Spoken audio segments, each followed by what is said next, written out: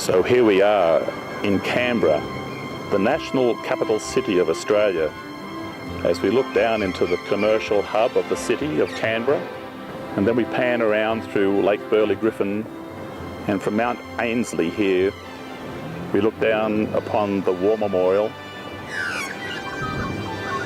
and across the beautiful vista across Lake Burley Griffin to Old Parliament House and to New Parliament House on Capitol Hill.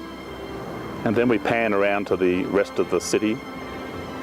We look out onto this broad, blessed land, and we consider the wonderful many national blessings we have here in Australia of freedom and the opportunity to prosper in this great country under a system of government and laws that regulate and protect our freedoms.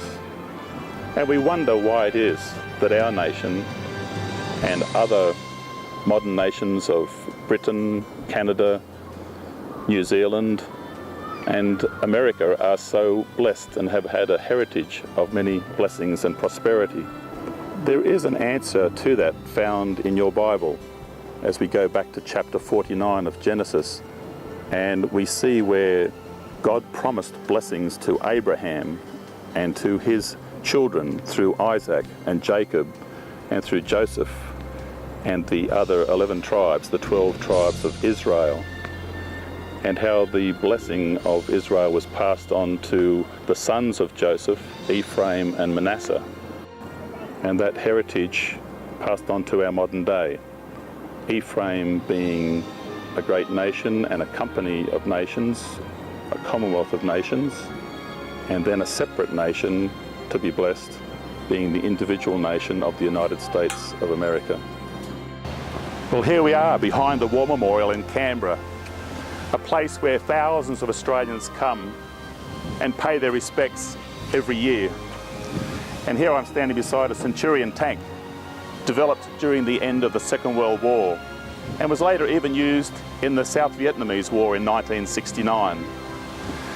The War Memorial, a place that's very sobering for many of us who now enjoy the wonderful freedoms that so many men and women laid down their lives for so that we could have this privilege. What a great nation we have in Australia. What a great people that had such courage to protect our freedoms. The War Memorial in Canberra. You know, nothing epitomises the wonderful Australian spirit of self-sacrifice than what is embodied in the story of Simpson and his donkey in 1915 during the Gallipoli campaign in the First World War. John Simpson Kirkpatrick enlisted in the 3rd Australian Field Ambulance as Private Simpson on the 25th of August 1914. And then he took part in the landing on Gallipoli on the 25th of April 1915. And he became famous among Australian troops for his bravery and his compassion. For example, under continual shell fire, he used a donkey to carry water up Shrapnel Gully and to bring wounded men down to the beach on Anzac Cove from the firing line on the ridges above.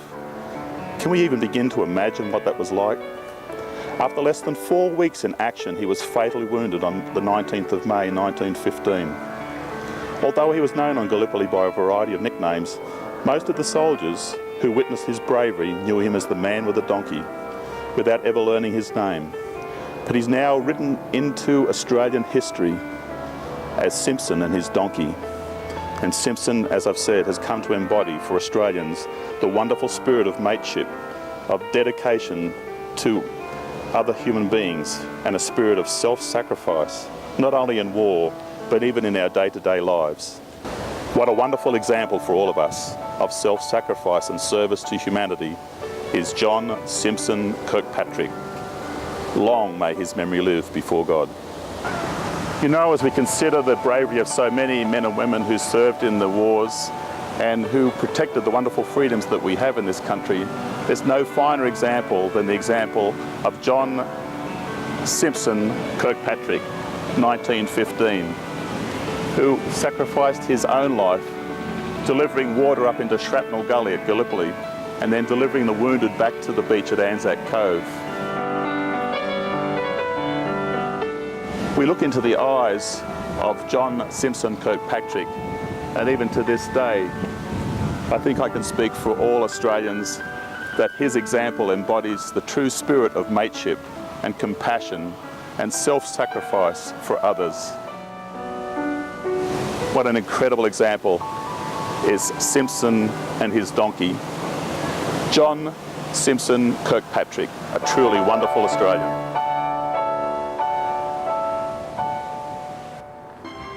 So here we are at Australia's Parliament House with the Australian flag flying high.